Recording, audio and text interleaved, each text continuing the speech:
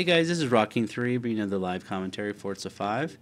I had a subscriber earlier ask me to show what my dead zone was on my controller.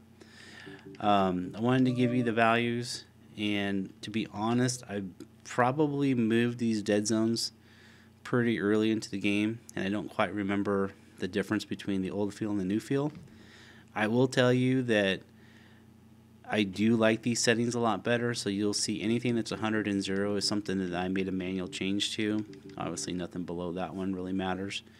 But all these right here, I did change all those, and it really did help. It helped with the feel, it helped the response, with the throttle, with the brake. Not the brake so much, but for deceleration, acceleration, and helped me with the clutch as well. And it just feels really good. I would suggest anybody to give this a try, and just see what the difference is. I just found that the car responded a lot better with this. But I wanted to show you the dead zones per the request that I had earlier today, but I also want to talk about a couple other things. I wanted to talk about my assists that I use, and then I want to go more into this one right here. This is going to be the right screen to show you guys for the manual with clutch. So I used the layout 1, and what you're going to see is that I made this option here to switch handbrake and clutch on. That was the A button and the left bumper button. So when I did that switch, it actually allowed me to start using the clutch with manual. So what happened before was I was using just the straight manual, so I wasn't using the clutch at all, and I was getting frustrated because I wasn't getting really good times with it. Once I made the change, well, the two changes that I made was switching to manual with clutch and then the non-ABS braking, and we'll talk about that one here in a minute. But this manual with clutch makes a big difference because when you shift from gear to gear, when you upshift, you don't lose any miles per hour. So if you go and test this out on just like a lower car, you're going to see that when you shift with the manual, the miles per hour drops anywhere between 2 and 3 miles per hour. You have to gain those 3 miles, back, that miles per hour back, to get back to where you were when you shifted. When you shift with the manual with clutch, you just continue right on. So if you're at 87 miles an hour and you shift, it would stay at 87, you go 88, 89.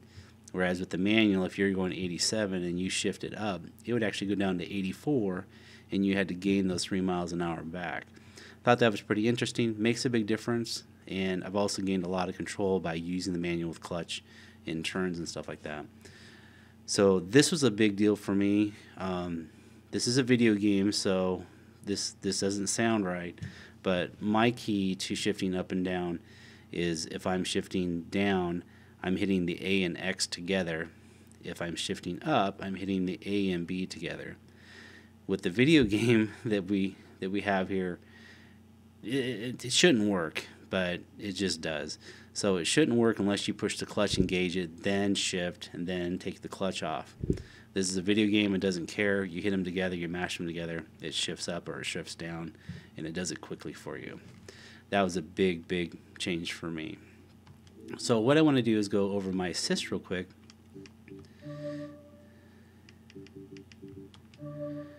And go through these one by one because it really kind of tells you how I try to drive, and maybe it'll help you get some better times, or if it doesn't help you get better times, maybe it'll help you understand the way that I drive when I give you parts and tunes and you try to make it your own. You're going to say, well, he uses this, so I need to make sure I change that.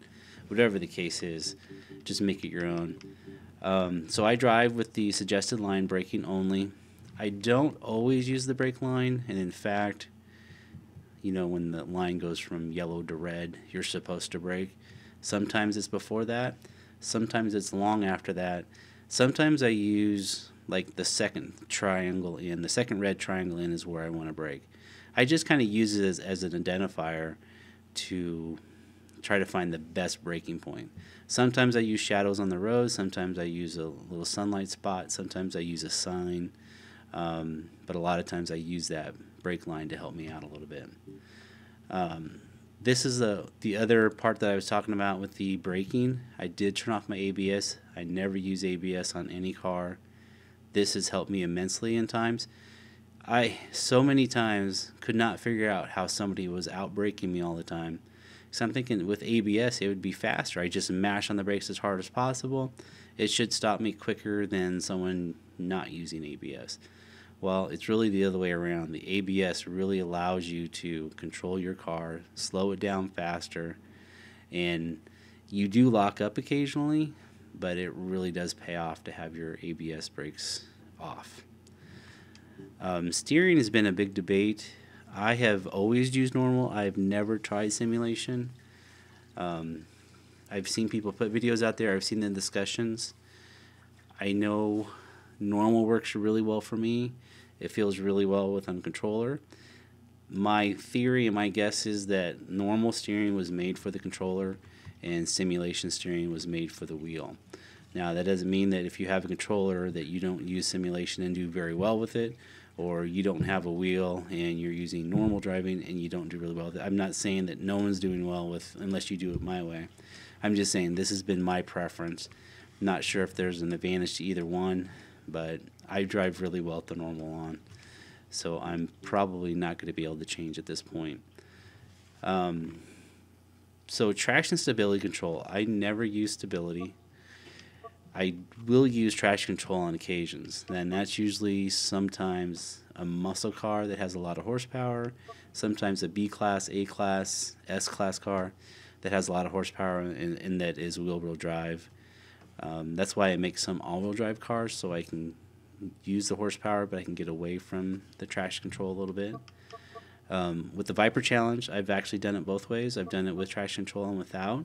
I think my fastest time is without traction control, but I've had some pretty good times with traction control on as well. And then, of course, that's the R class, so it's a little bit different monster too.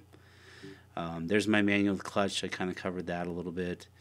Automatics shift too early for a lot of the power bands for these cars, and you don't have real good control. A manual again will slow you down when you upshift. Manual with clutch has definitely been a big benefit for me to learn how to do. And I always just run cosmetic.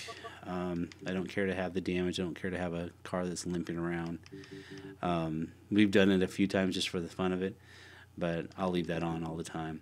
So I just want to give you guys a better idea of how I drive, what I use, what I don't use, fulfill the request to show the dead zones on the controller. I hope this helps out a little bit.